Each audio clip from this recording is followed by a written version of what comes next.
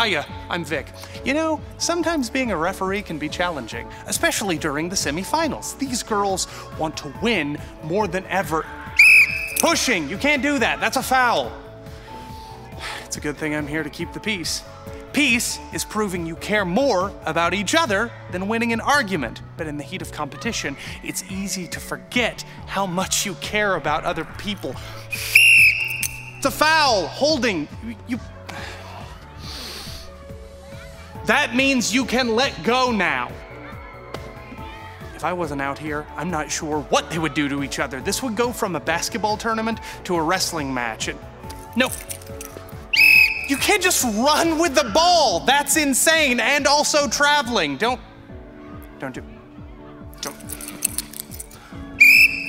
Technical foul. I'm not sure that I can take much more of this. I'm about ready to walk off the court. I mean, this isn't my fight. But then, today's story is about a woman named Abigail who tried to keep the peace even when it wasn't her fight. So, I guess, hey! Elbow, no, kicking, tackling. Ladies, you're doing the wrong sport.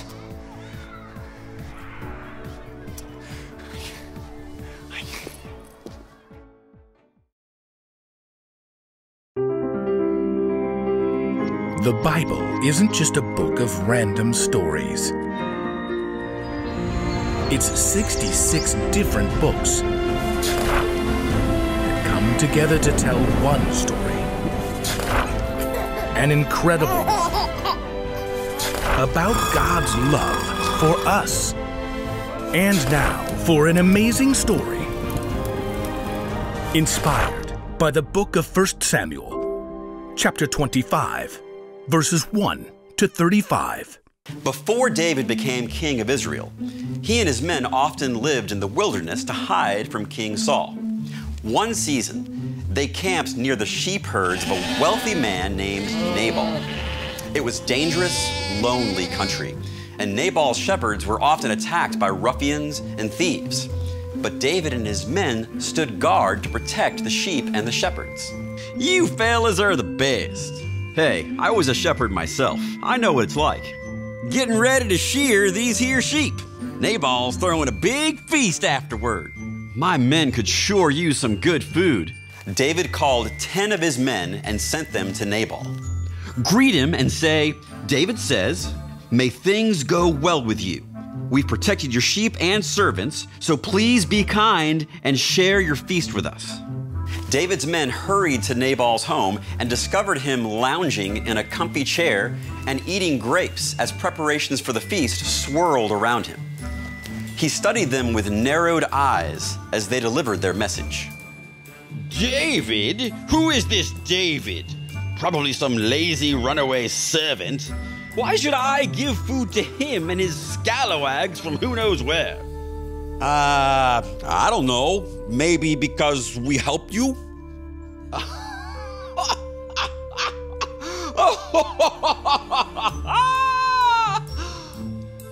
No. David's men returned to camp, and they told David exactly what Nabal had said.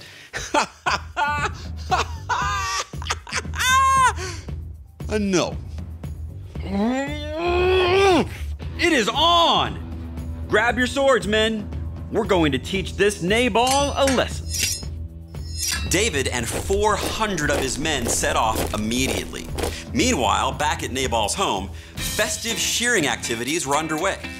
But one of the servants who had been watching the sheep heard Nabal's words to David and was troubled. He knew better than to try reasoning with Nabal, so he went in search of Nabal's wife, Abigail. What is it? What's Nabal done now? David sent messengers here to greet Nabal and ask to share in the feast. And what did Nabal say?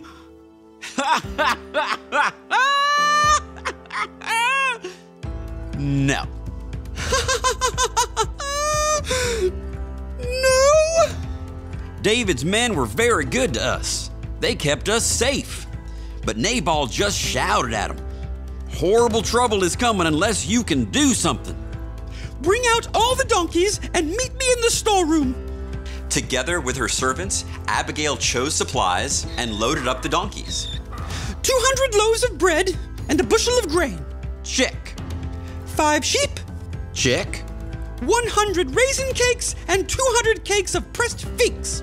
Figs and raisins for dessert? Seriously? But, check. Abigail saddled up her own donkey. Go on ahead with all the food. I'll follow. As Abigail rode her donkey down into the valley, she could hear many men approaching.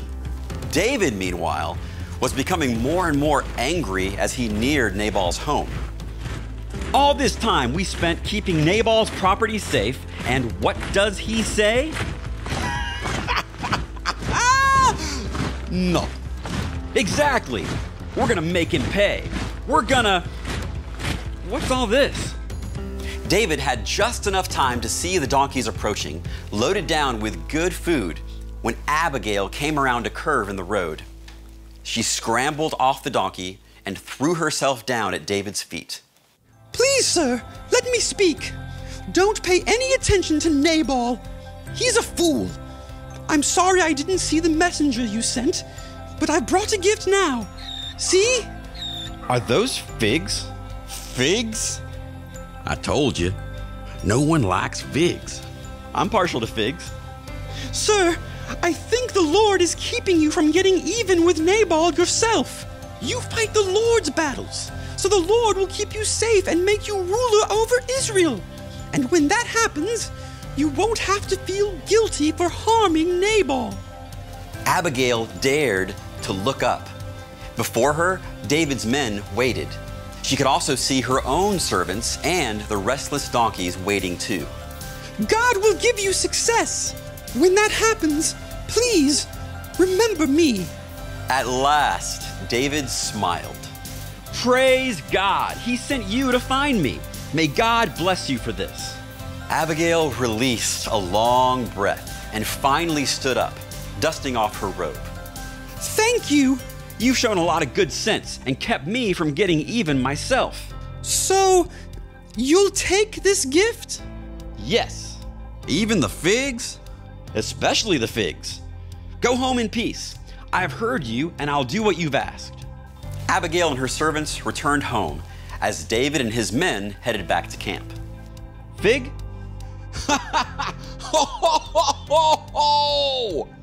No.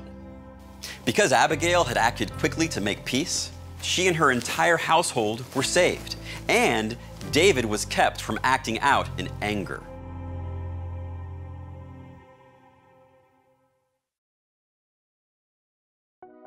Abigail stepped into the middle of a fight between David and Nabal. It wasn't her fight, but she saw an opportunity to make peace and she took it. You see, peace isn't something you think about only when you're in an argument. You can help bring peace to others too.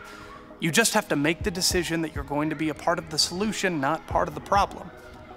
Let's say you see someone fighting in your school. They're pushing and kicking and just being foul. What do? Do you stand and watch? Do you cheer them on, or do you travel on and pretend you didn't see anything? Wouldn't it be better if you tried to make peace? I'm not saying you should jump into the middle of the fight and risk getting hurt yourself, but you could tell them to stop or find a grown-up who could help. That's better than standing by and doing nothing. You could help make peace between friends and family members or people you don't even know just by choosing to be the voice of reason in unreasonable situations. The one thing to remember today is this: prove you care more about others by being a part of the solution. Be the referee. Even when it isn't your fight, you can make a real difference. So, I'm going to keep doing what I'm doing, even on days when it gets hard, and maybe we'll all finish the game in one piece. And that's all this is. Just a game. Let's keep it civil, okay? Maybe we'll have peace for a little while at least. Maybe not. I'm going back in.